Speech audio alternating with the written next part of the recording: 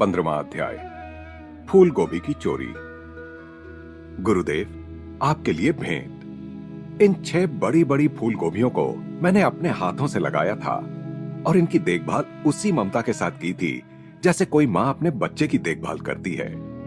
इतना कहकर मैंने बड़ी भाव भंगिमा के साथ गोभियों की टोकरी प्रस्तुत की। शाबाश। श्री युक्तेश्वर जी ने सस्नेह मुस्कुराकर अपनी स्वीकृति प्रकट की। अभी इन्हें अपने कमरे में ही रखो, कल एक विशेष भोज में ये काम आ जाएंगी। कॉलेज की गर्मियों की छुट्टियां अपने गुरु के साथ उनके समुद्र तट पर स्थित पुरी आश्रम में बिताने के लिए मैं अभी अभी पुरी पहुंचा था। गुरुदेव और उनके शिष्यों द्वारा निर्मित इस 2 मंजिले छोटे से सुंदर आश्रम के सामने ही बंगाल की खाड़ी है। खारी समुद्री हवा के झोंकों से और आश्रम के शांत वातावरण से तरोताजा होकर दूसरे दिन प्रातःकाल तड़के ही मैं जाग गया। गुरुदेव अपने कर्ण मधुर स्वर में मुझे पुकार रहे थे। मैंने अपनी प्रिय फूल गोभियों पर एक दुलार भरी दृष्टि डाली और उन्हें हिफाजत से अपनी खटिया के नीचे रख दिया। आओ, समुद्र तट पर चलें। गुरुदेव आगे आगे चलने लगे। कई बालक शिष्य और मैं उनके पीछे फैले हुए झुंड में चलने लगे। गुरुदेव ने सौम्य आलोचना से भरी दृष्टि हम पर दौड़ाई। जब हमारे पाश्चात्य बंधुजन चलते हैं तब सामान्यतः उन्हें तालबद्ध ढंग से चलना अभिमानास्पद लगता है। अब कृपया 2 पंक्तियों में एक दूसरे के साथ कदम मिलाकर चलो। जब इस आज्ञा का पालन करते हुए हम चलने लगे तो श्री युक्तेश्वर जी की दृष्टि हम पर जमी रही। उन्होंने गाना शुरू कर दिया। लड़के चलते जाते हैं, पंक्ति में भाते हैं। चुस्ती और फुर्ती से चलते अपने बालक शिष्यों के साथ जिस आसानी से पग मिलाकर श्री युक्तेश्वर जी चल रहे थे, उसे देखकर मैं विस्मित हुए बिना नहीं रह सका। ठहरो, मेरे गुरु ने मेरी आंखों में आंखें गड़ा दी। तुमने याद से आश्रम के पिछवाड़े के दरवाजे में ताला लगाया था? जहां तक मुझे लगता है लगाया था गुरुजी।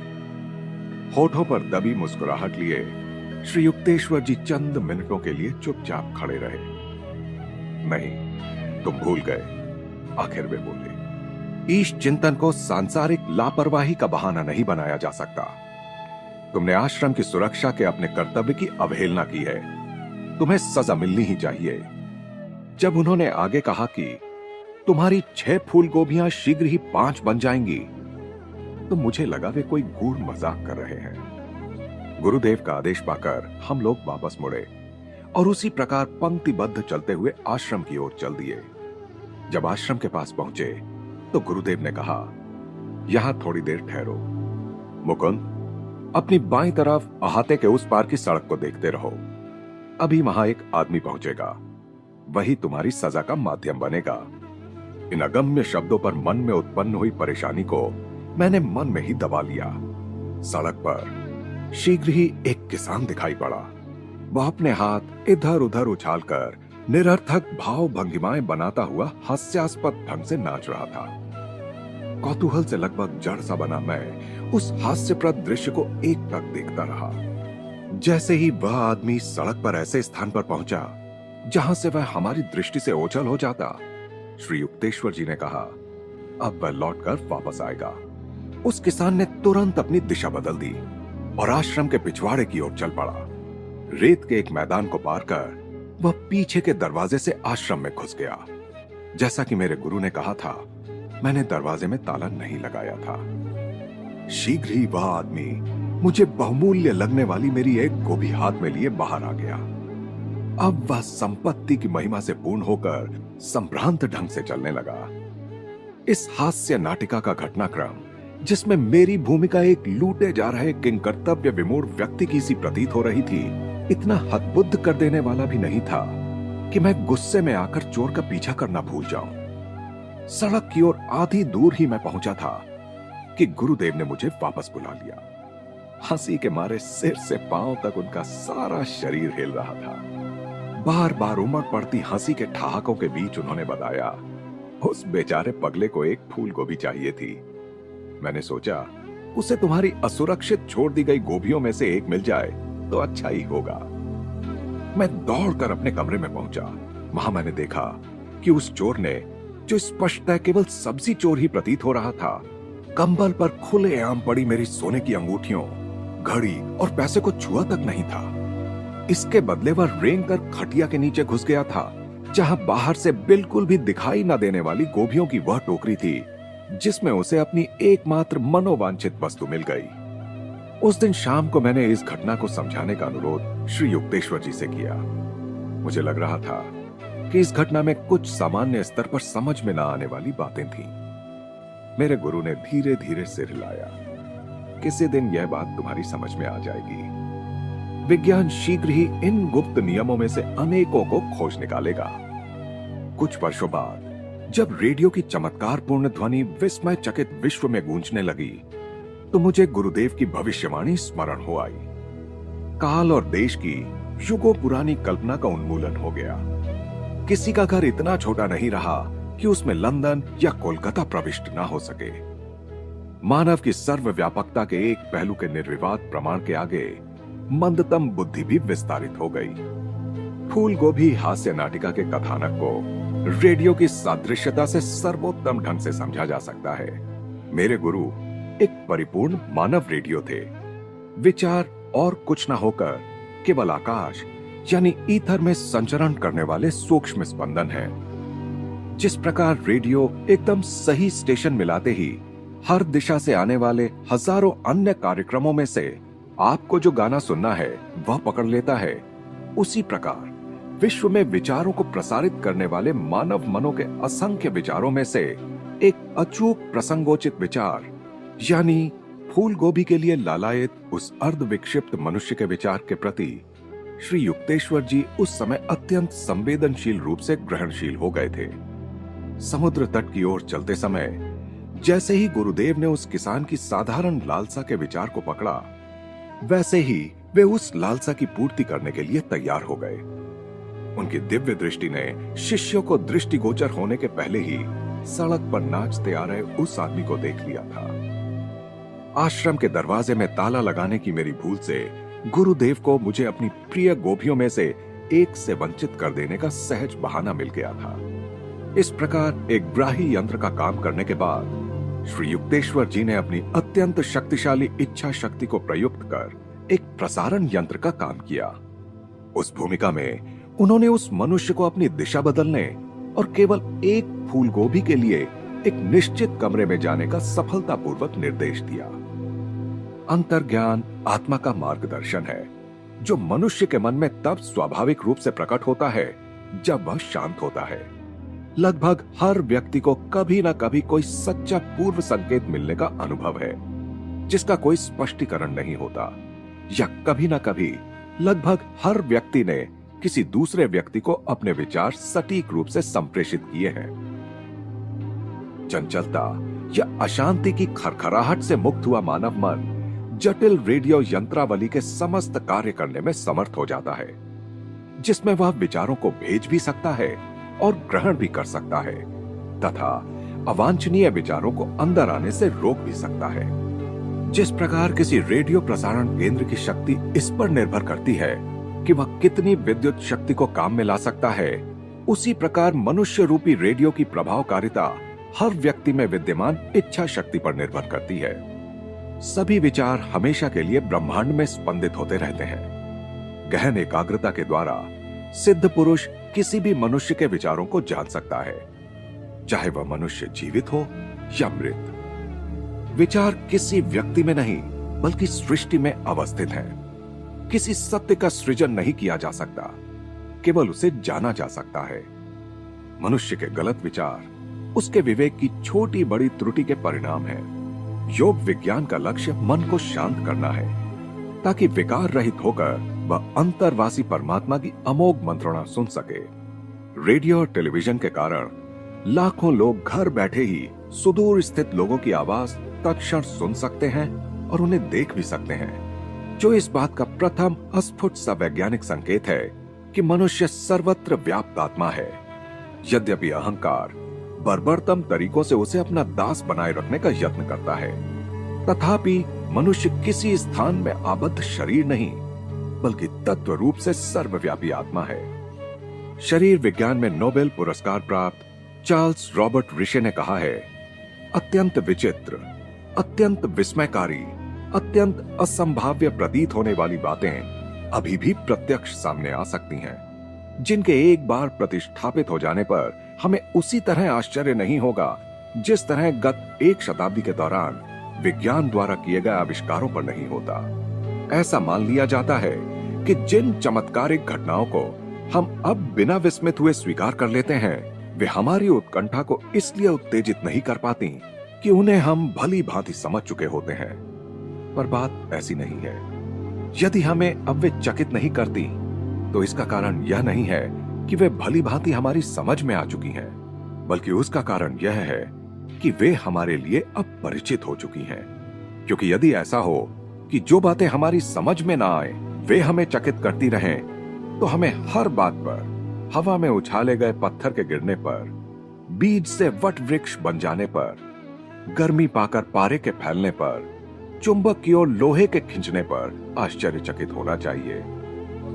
आज का विज्ञान तो फिर भी एक साधारण बात है। जिन आश्चर्यकारक सत्यों का हमारी आने वाली पीढ़ियां आविष्कार करेंगी, वे अभी भी हमारे चारों ओर विद्यमान हैं और एक प्रकार से कहें तो हमारी आंखों में आंखें डालकर हमें घूर रहे हैं, परंतु फिर भी हम उन्हें नहीं देख पाते। केवल यह कहना कि हम उन्हें नहीं देख पाते पर्याप्त नहीं है, हम उन्हें देखना ही नहीं चाहते। क्योंकि जैसे ही कोई अप्रत्याशित और अपरिचित तथ्य प्रकट होता है, हम उसे प्रचलित जानकारी की सर्वसामान्य चौखट में बिठा देने का प्रयास करते हैं और कुपित हो उठते हैं यदि कोई उससे आगे सोचने विचारने या प्रयोग करने का दुस्साहस करता है। इतने अविश्वसनीय ढंग से मेरी गोभी की चोरी हो जाने के कुछ ही दिन बाद एक बड़ी ही विनोदी घटना घटी। मिट्टी के तेल का एक कंदील ढूंढने पर भी नहीं मिल रहा था। अपने गुरु की सर्वदर्शी अंतर्दृष्टि का हाल ही में परिचय मिलने से मैंने सोचा कि वे प्रदर्शित कर देंगे कि उस कंदील को ढूंढना उनके लिए बच्चों का खेल है। गुरुदेव मेरे मन की बात ताड़ गए। अति गंभीरता का दिखावा करते हुए उन्होंने सब आश्रम वासियों से पूछताछ की। एक बाल शिष्य ने स्वीकार किया कि उसने पिछवाड़े के आंगन में स्थित कुएं पर जाने के लिए उस कंदील का उपयोग किया था। श्री युक्तेश्वर जी ने गंभीर स्वर में आदेश किया, उस कंदील को कुएं के पास खोजो। मैं दौड़कर वहां पहुंचा। कंदील कहीं नहीं था। छोटा सा मुंह बनाकर अपने गुरु के पास लौट आया। अब वे मेरी प्रत्याशा धूल में मिलने पर बिना किसी खेद के जोर जोर से हंस रहे थे। अफसोस कि मैं तुम्हें खोए हुए कंदील तक नहीं पहुंचा सका। मैं कोई ज्योतिषी तो हूं नहीं। उनकी आंखें चमक उठी थी। उन्होंने आगे कहा, मैं तो ठीक से शर्लॉक होम्स भी नहीं हूं। मैं समझ गया कि गुरुदेव किसी के कहने से या तुच्छ बातों में अपनी शक्तियां कभी प्रदर्शित नहीं करेंगे।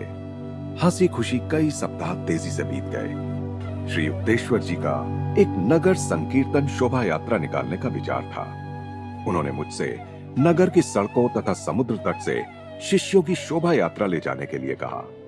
उत्सव यानी कर्क संक्रांति दक्षिणायन प्रारंभ के दिन प्रातः काल से ही भीषण गर्मी थी। गुरुजी, मैं शिष्य मंडली को नंगे पांव उस अंगारों की तरह तप्त रेत पर कैसे ले जा सकूंगा? मैंने हताश होकर पूछा। मैं तुम्हें गुप्त बात बताता हूं। प्रभु एक मेघ छत्र भेज देंगे, तुम सब सुखद वातावरण में चलोगे, गुरुदेव ने कहा। मैंने खुशी खुशी शोभा यात्रा की तैयारी की। हमारा दल आश्रम से सत्संग की पताका लेकर रवाना हुआ। इस पताका की परिकल्पना श्री युक्तेश्वर जी द्वारा तैयार की गई थी, जिस पर तृतीय नेत्र या दिव्य चक्षु का प्रतीक बना हुआ था। जैसे ही हम लोग आश्रम से बाहर निकले, मानो जादू से आकाश मेघाच्छादित हो गया। देखने वालों के मुंह से आश्चर्योद्गार निकल पड़े जब वर्षा की हल्की बौछार हो गई, जिससे नगर की सड़कें और समुद्र तट की तप्त रेत शीतल हो गई। 2 घंटों की संकीर्तन यात्रा के दौरान सुखद बूंदें पड़ती रहीं। जिस क्षण हमारा दल आश्रम में लौट आया, उसी क्षण बादल और वर्षा दोनों लुप्त हो गए। गुरुदेव के पास जाकर जब मैंने कृतज्ञता व्यक्त की, तो उन्होंने कहा, देखा भगवान हमारा कितना ध्यान रखते हैं। वे सबको प्रत्युत्तर देते हैं और सबका काम करते हैं। जैसे उन्होंने मेरी प्रार्थना पर वर्षा भेज दी, वैसे ही वे किसी भी भक्त की कोई भी सच्ची इच्छा पूर्ण करते हैं। लोग कदाचित ही समझ पाते हैं कि भगवान कितनी ही बार प्रायः उनकी प्रार्थनाओं को पूर्ण करते हैं। भगवान कुछ गिने चुने लोगों की ही सुनते हैं ऐसा नहीं है, बल्कि जो भी श्रद्धा से उनके चरणों में जाता है उस प्रत्येक मनुष्य की प्रार्थना वे स्वीकार करते हैं। उनकी संतानों को अपने सर्वव्यापी परम पिता की प्रेम पूर्ण कृपालुता में अटल विश्वास रखना चाहिए।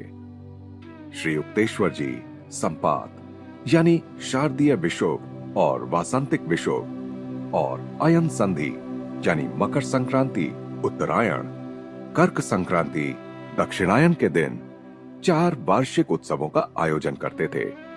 इन अवसरों पर आसपास के और दूर दूर से भी उनके शिष्य एकत्रित होते थे। मकर संक्रांति का आयोजन श्रीरामपुर में होता था। जब मैंने सर्वप्रथम इसमें भाग लिया तो उससे मुझे एक स्थायी कल्याणकारी लाभ हुआ।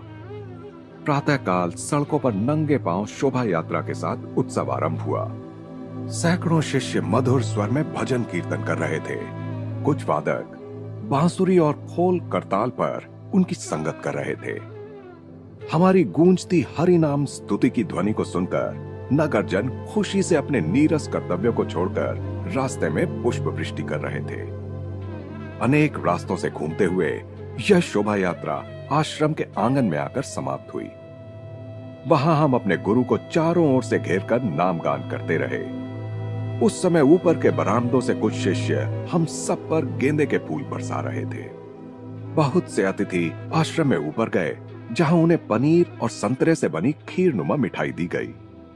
मैं अपने गुरु बंधुओं की ओर चला गया, जो आज रसोइयों का काम कर रहे थे। इतनी बड़ी संख्या में जब लोग आते थे, तब खाना बाहर खुली जगह में ही बड़े बड़े हंडों में बनाना पड़ता था। ईंट मिट्टी के चूल्हों में जलने वाली लकड़ियों से धुआं उठ रहा था, जिससे आंखों में पानी आ रहा था, पर हम अपने काम में प्रसन्नता पूर्वक लगे हुए थे। भारत में धार्मिक उत्सवों को कभी कष्टकर नहीं माना जाता। प्रत्येक भक्त अपना अपना योगदान देता है। कोई पैसा देता है, कोई चावल या सब्जियां, अथवा कोई व्यक्तिगत परिश्रम की सेवा अर्पण करता है। भोज की तैयारी की हर छोटी मोटी बात का स्वयं ध्यान रखने के लिए शीघ्र ही गुरुदेव भी हम लोगों के बीच आ पहुंचे। हर क्षण व्यस्त रहते हुए भी वे अत्यंत फुर्तीले युवा शिष्यों के साथ साथ परिश्रम कर रहे थे। ऊपर की मंजिल पर हारमोनियम और खोल की संगत के साथ संकीर्तन चल रहा था। श्री युक्तेश्वर जी कौतुक के साथ उसे सुन रहे थे। उन्हें संगीत का पूर्ण ज्ञान था। वे बेसुरा गा रहे हैं। गुरुदेव रसोइयों को छोड़कर संगीत वालों के बीच पहुंच गए। संगीत की धुन फिर सुनाई दी। इस बार वह सही स्वरताल में थी। संसार में संगीत विज्ञान की सबसे पहली जानकारी सामवेद में उपलब्ध है। भारत में संगीत, चित्रकला एवं नाट्य कला को दैवी कलाएं माना जाता है। अनादि अनंत त्रिमूर्ति ब्रह्मा, विष्णु और शिव आद्य संगीतकार थे। शास्त्र पुराणों में वर्णन है कि शिव ने अपने नटराज या विराट नर्तक के रूप में ब्रह्मांड की सृष्टि, स्थिति और लय की प्रक्रिया के नृत्य में लय के अनंत प्रकारों को जन्म दिया। ब्रह्मा और विष्णु करताल और मृदंग पर ताल पकड़े हुए थे। विद्या की अधिष्ठात्री देवी सरस्वती को सभी तार वाद्यों की जननी वीणा बजाते हुए दिखाया गया है। हिंदू चित्रकला में विष्णु के एक अवतार श्री कृष्ण को मुरली के साथ चित्रित किया गया है। उस मुरली पर वे माया में भटकती आत्माओं को अपने सच्चे घर को लौट आने का बुलावा देने वाली धुन बजाते रहते हैं। राग रागिनियां या सुनिश्चित स्वरक्रम हिंदू संगीत की आधारशिलाएं हैं। 6 मूल रागों की 126 शाखाएं उपशाखाएं हैं, जिन्हें रागिनियां यानी पत्नियां और पुत्र कहते हैं। हर राग के कम से कम 5 स्वर होते हैं। एक मुख्य स्वर यानी वादी या राजा, एक अनुषंगिक स्वर यानी संवादी या प्रधानमंत्री, 2 या अधिक सहायक स्वर यानी अनुवादी या सेवक, और एक अनमेल स्वर यानी विवादी या शत्रु। 6 रागों में से हर एक राग की दिन के विशिष्ट समय और वर्ष की विशिष्ट ऋतु के साथ प्राकृतिक अनुरूपता है, और हर राग का एक अधिष्ठाता देवता है जो उसे विशिष्ट शक्ति और प्रभाव प्रदान करता है। इस प्रकार हिंडोल राग को केवल वसंत ऋतु में उषा काल में सुना जाता है। इससे सर्वव्यापक प्रेम का भाव जागता है। दीपक राग को ग्रीष्म ऋतु में सांध्य बेला में गाया जाता है। इससे अनुकंपा या दया का भाव जागता है। मेघ राग वर्षा ऋतु में मध्याह्न काल के लिए है। इससे साहस जागता है। भैरव राग अगस्त, सितंबर, अक्टूबर महीनों के प्रातः काल में गाया जाता है। इससे शांति उत्पन्न होती है। श्री राग शरद ऋतु की गोधूली बेला में गाया जाता है। इससे विशुद्ध प्रेम का भाव मन पर छा जाता है। मालकौंस राग शीत ऋतु की मध्यरात्रि में गाया जाता है। इससे वीरता का संचार होता है। प्राचीन ऋषियों ने प्रकृति और मानव के बीच ध्वनि संबंधों के इन नियमों को खोज निकाला। चूंकि प्रकृति नाद ब्रह्म या प्रणव झंकार या ओंकार ध्वनि का घनीभूत रूप है, अतः मनुष्य विशिष्ट मंत्रों के प्रयोग द्वारा सारी प्राकृतिक अभिव्यक्तियों पर नियंत्रण प्राप्त कर सकता है। इतिहास में 16वीं शताब्दी के बादशाह अकबर के दरबारी गायक तानसेन की उल्लेखनीय शक्तियों का वर्णन है। एक बार दिन में ही बादशाह ने उन्हें एक रात्रिकालीन राग गाने का आदेश दिया, तो तानसेन ने एक मंत्र का लयबद्ध प्रयोग किया, जिससे महल के सारे परिसर में तत्क्षण अंधेरा छा गया। भारतीय संगीत में स्वर सप्तक को 22 श्रुतियों में विभक्त किया गया है। स्वर के इन सूक्ष्म अंतरालों के कारण संगीत की अभिव्यक्ति में छोटे छोटे भेद भी संभव हो जाते हैं, जो 12 श्रुतियों के पाश्चात्य स्वर क्रम में दुष्प्राप्य होते हैं। हिंदू पुराणों में सप्तक के 7 मूल स्वरों का एक एक रंग तथा किसी पक्षी या पशु के प्राकृतिक स्वर के साथ संबंध बताया गया है। सा का हरे रंग और मोर के साथ, रे का लाल रंग और चातक पक्षी के साथ, ग का सुनहरे रंग और बकरे के साथ, म का पीली छटल या श्वेत रंग और सारस पक्षी के साथ, प का काले रंग और कोकिला के साथ, ध का पीले रंग और घोड़े के साथ, नी का सभी रंगों के मिश्रण और हाथी के साथ।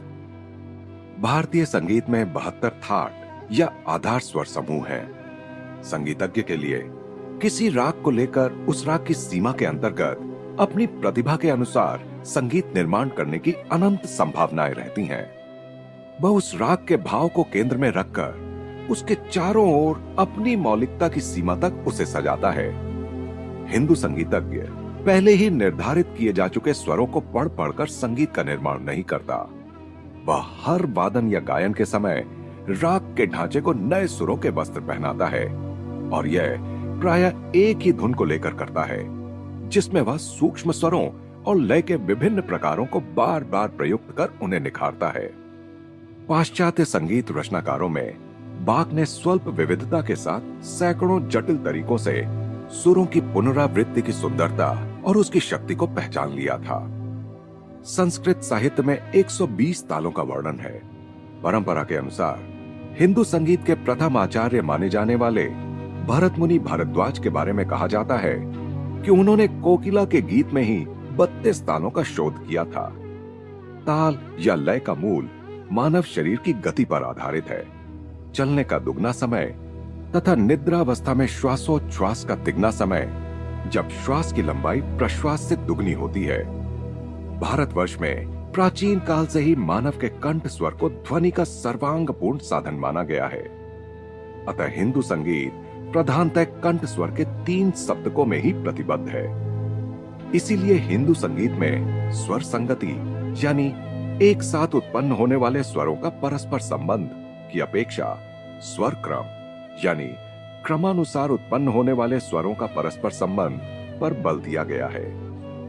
हिंदू संगीत स्वानुभूतिपरक, आध्यात्मिक तथा व्यक्तिपरक कला है, जिसका लक्ष्य वाद्य वृंद की प्रतिभा प्रदर्शित करना नहीं, बल्कि परमात्मा के साथ अपना मेल बिठाना है। भारतवर्ष के सभी प्रख्यात गीतों की रचना भागवतों अर्थात ईश भक्तों द्वारा की गई है। संगीतज्ञ को संस्कृत में भागवतार कहते हैं, अर्थात जो भगवान का गुणगान करता है। संकीर्तन योग या आध्यात्मिक साधना का एक प्रभावशाली प्रकार है, जिसमें मूल विचार और ध्वनि में तीव्र एकाग्रता तथा तन्मयता आवश्यक होती है। मानव स्वयं नाद ब्रह्म या ओम ध्वनि की एक अभिव्यक्ति है, इसलिए ध्वनि उस पर तत्काल प्रबल प्रभाव डालती है। पौर्वात्य और पाश्चात्य दोनों ही प्रकार का भक्ति संगीत मनुष्य में आनंद उत्पन्न कर देता है, क्योंकि इस प्रकार का संगीत मनुष्य के मेरुदंड में स्थित चक्रों में से किसी चक्र में उतने समय के लिए स्पंदनात्मक जागृति उत्पन्न कर देता है। आनंद के उन क्षणों में उसे अपने ईश्वरीय मूल का अस्फुट सा स्मरण हो आता है। उत्सव के दिन श्री युक्तेश्वर जी की ऊपर की बैठक से आती संकीर्तन की ध्वनि खाना बना रहे शिष्यों को चारों ओर उबलते खौलते बर्तनों के बीच भी प्रेरणा दे रही थी। मेरे गुरु भाई और मैं आनंदित होकर हाथ से ताल बजाते हुए टेक गा रहे थे। सूर्यास्त तक हम लोगों ने अपने सैकड़ों अतिथियों को खिचड़ी, सब्जी और चावल की खीर का भोजन करा दिया था। आंगन में हमने सूती दरियां बिछा दी थी। शीघ्र ही तारों से भरे आकाश के नीचे जनसमूह बैठ गया और श्री युक्तेश्वर जी के अमृतमय ज्ञानोपदेश को मनोयोग पूर्वक सुनने लगा। उनके सार्वजनिक प्रवचनों में क्रिया योग और आत्म सम्मानपूर्ण जीवन, शांति, दृढ़ संकल्प, सादा आहार और नियमित व्यायाम के महत्व पर विशेष बल दिया जाता था। अत्यंत छोटी आयु के बाल शिष्यों ने फिर स्तोत्र पाठ किया। उसके बाद उत्कट संकीर्तन के साथ सभा विसर्जित हुई। रात 10 बजे से अर्धरात्रि होने तक आश्रम वासियों ने बर्तनों और कढ़ाइयों को मांजकर साफ किया तथा आंगन को भी साफ किया। गुरुदेव ने मुझे अपने पास बुलाया। तुम्हारे आज के और तैयारी में लगे गत पूरे सप्ताह के सहर्ष परिश्रम से मैं प्रसन्न हूं। मैं तुम्हें अपने साथ चाहता हूं। आज तुम मेरे साथ सो सकते हो। यह एक ऐसा सौभाग्य था जिसके प्राप्त होने की मैंने कभी आशा भी नहीं की थी। हम थोड़ी देर के लिए गहन दैवी प्रशांति में निमग्न बैठे रहे। सोने के लिए हम दोनों के लेट जाने के 10 मिनट बाद ही गुरुदेव उठ गए और पूरे कपड़े पहनने लगे। क्या हुआ गुरुदेव? अपने गुरु के पास सोने के आनंद में अचानक विघ्नता का अंश आ गया। मुझे लगता है कि कुछ शिष्य ठीक से गाड़ियां न मिलने के कारण अब कुछ ही समय में यहां पहुंचने वाले हैं। चलो, हमें उनके लिए कुछ भोजन तैयार करके रखना चाहिए। गुरुजी, रात में 1 बजे कोई नहीं आएगा। तुम सो जाओ। तुमने बड़ा कठिन परिश्रम किया है, पर मैं खाना बनाने जा रहा हूं। श्री युक्तेश्वर जी का दृढ़ स्वर सुनते ही मैं पलंग से कूद पड़ा और उनके पीछे पीछे ऊपर के ही तल्ले पर अंदर की ओर से बालकनी से लगे रसोई घर में जा पहुंचा। इस छोटे से रसोई घर को हम दैनिक उपयोग में लाते थे। शीघ्र ही चावल और दाल उबल रहे थे। मेरे गुरु स्नेहपूर्वक मुस्कुराए। आज रात तुमने थकान और कठोर परिश्रम के भय को जीत लिया है। भविष्य में इनसे तुम्हें कभी परेशानी नहीं होगी। उनके श्रीमुख से आजीवन आशीर्वाद के शब्द निकले ही थे कि आंगन में पग ध्वनि सुनाई पड़ी। मैं दौड़कर नीचे गया और दरवाजा खोला तो शिष्यों का एक दल अंदर प्रविष्ट हुआ। उनमें से एक ने कहा, प्रिय बंधु, इस समय हम गुरुदेव को कष्ट देना बिल्कुल नहीं चाहते थे, परंतु गाड़ियों के समय के बारे में हमसे भूल हो गई और हमें लगा कि अपने गुरु के दर्शन किए बिना हम घर नहीं लौट सकते। वे आप लोगों की प्रतीक्षा कर रहे हैं और आपके लिए भोजन भी बना रहे हैं। श्री युक्तेश्वर जी की स्वागत वाणी गूंज उठी। मैं विस्मय चकित अतिथियों को रसोई घर में ले गया। गुरुदेव मेरी ओर मुड़े। उनकी आंखों में चमक नाच रही थी। अब जब तुमने उनसे बातें कर ली हैं, तो निश्चय ही तुम्हारे संदेह का निवारण हो गया होगा कि सचमुच उनकी गाड़ी छूट गई थी। आधे घंटे बाद मैं ईश तुल्य गुरु के पास सोने के सौभाग्य की सुखद आशा करता हुआ उनके पीछे पीछे उनके शयन कक्ष में पहुंच गया।